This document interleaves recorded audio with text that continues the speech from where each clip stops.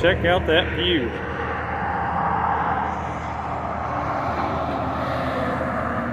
That's pretty sweet. Brakes are staying cool. You know why? Because I ain't using them. That's the original old-timer secret to keeping your brakes cool. Don't use them. Pick the right gear.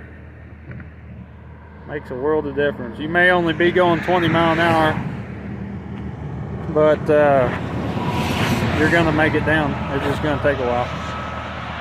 That's part of the deal. Looks like somebody had some trouble.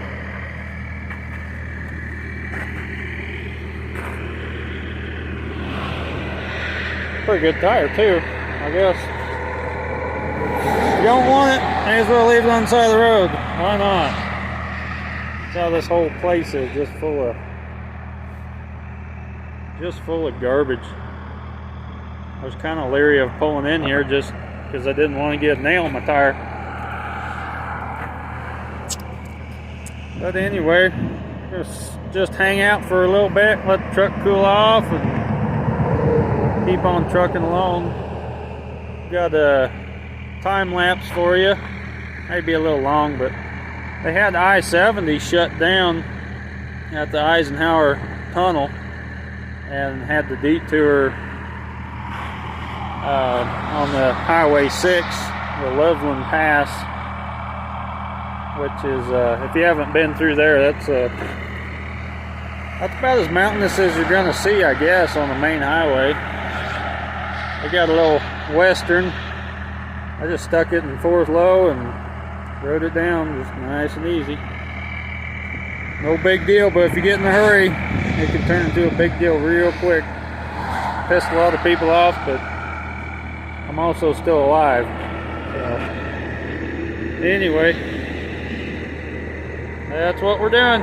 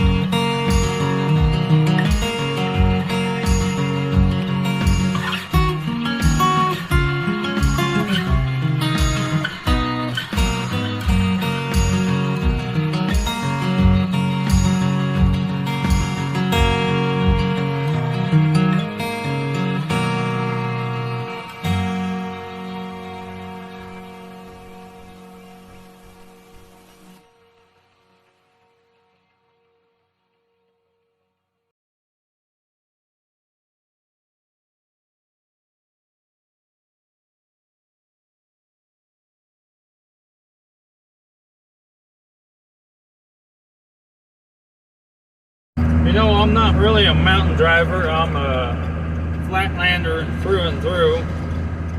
This will be my first trip through the mountains, just straight up and over them.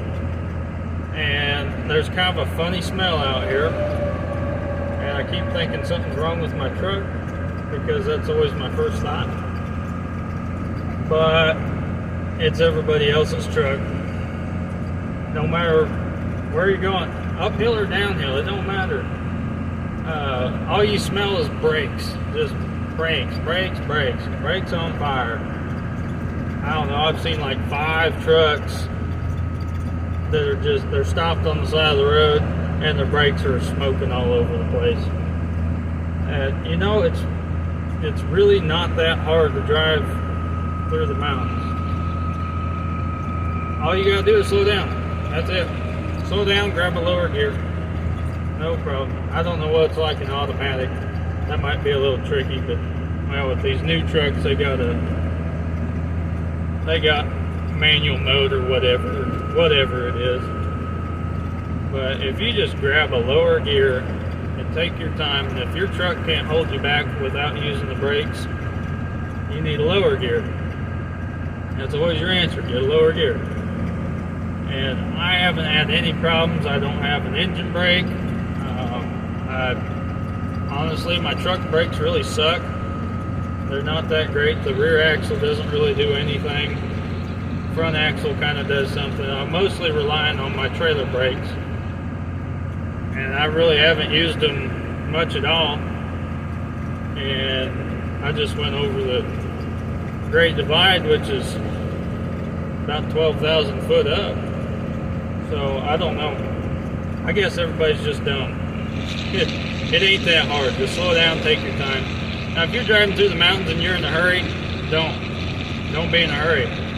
Not a good idea. I don't care if you're in a car or not. Car brakes will get hot and they'll burn up just like a truck. Actually, car brakes are worse because you can actually burn that fluid, hydraulic fluid, inside the calipers if they get really hot, and then you lose your brakes completely. And I know on the semi truck you don't want to get them hot, and you don't want to do that very often if you do happen to get them real hot, because that will make them brake pads brittle and they will break on you. Your brakes will break. That's the thing. I had that happen one time, not because I made my brakes smoke, but somebody else may have, or they might have just been that old. But I had a brake pad on the drive axle of the semi just bust loose, and there's brake dust all over the trailer, the truck, everything. It was a mess, just because that brake pad just crumbled, and then you got nothing but metal. And I was able to just limp it home, because out in the middle of Kansas, if you got a Jake brake, you really don't need to touch your brakes hardly at all if you drive right and if you're paying attention and nobody jumps out in front of you. But that can happen if you get your brakes too hot. And yeah, the less you can use your brakes, the better. That's my little spiel on brakes and going up and down big hills. So the last thing I'm going to talk about is brakes again. Last thing I'm going to say about brakes is, when you're going up a big mountain or something, just a big hill, whatever, you can go up that hill as fast as you want to. It does not matter how fast you go up it. But you can only go down it at a certain speed. You can go up that hill too fast as many times as you want to, but you can only go down that hill too fast one time, and you ain't gonna make it to the bottom. If you do, you're gonna be flat anyway. So that's my little nugget of advice. You can go fast up it, but go slow down it.